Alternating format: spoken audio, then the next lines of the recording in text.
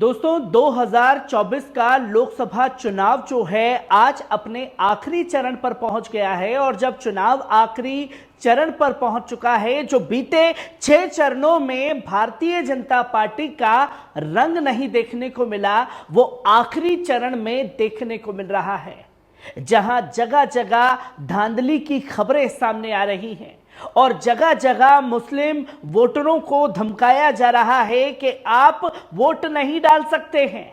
और ऐसे ना जाने कितने लोगों को वोट डालने से रोक दिया गया है। चिलचिलाती धूप में जो लोग वोट डालने जा रहे हैं तो पता चलता है कि बूथ पर ईवीएम मशीन खराब है। और जब बूथ पर ईवीएम मशीन की खराब की शिकायतें मिल रही हैं तो कुछ जगह पर बवाल भी मचा है।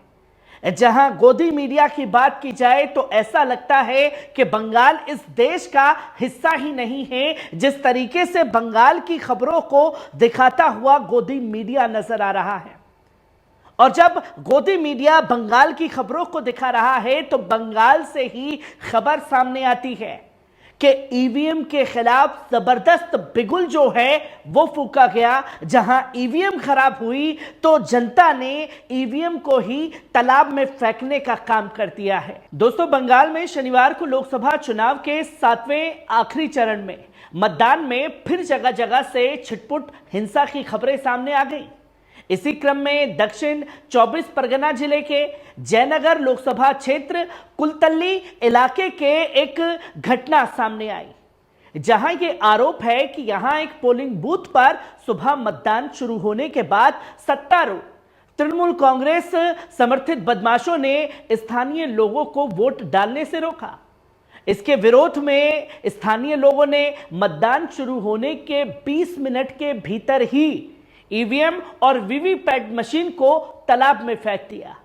सूचना पाकर स्थिति को संभालने के लिए जब पुलिस मौके पर पहुंची तो ग्रामीणों ने उनकी गाड़ियों को ही पेड़ की शाखाओं से रोक दिया और इस घटना से इलाके में तनाव फैल गया।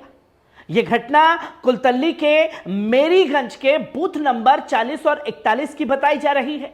स्थानीय लोगों का आरोप है कि तृणमूल बदमाशों ने यह किया, तो वहीं तृणमूल का कहना है कि भाजपा ने यह जानकर के किया।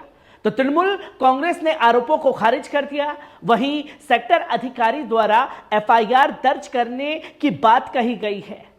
आवश्यक कार्रवाई की जाएगी। जहां घटना की सूचना मिलते ही जयनगर से भाजपा प्रत्याशी अशोक कंडारी भी मौके पर पहुंचे।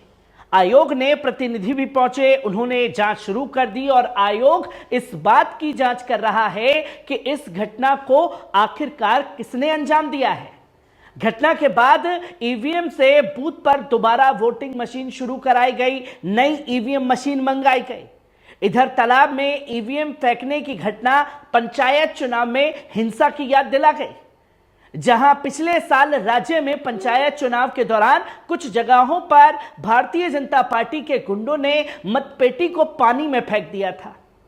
इस मामले में टीएमसी के राष्ट्रीय महासचिव डायमंड हार्बर ने सीट से उम्मीदवार अभिषेक बनर्जी ने कहा, मुझे लगता है कि चुनाव आयोग की ओर से स्पष्टीकरण दिया गया है कि यह एक नकली ईवीएम थी। हालांकि मैंने जानकारी एकत्र नहीं की है, लेकिन मैंने अपने ब्लॉक नेतृत्व से सुना है कि यह नकली ईवीएम था और इसमें चिंता की कोई बात नहीं है।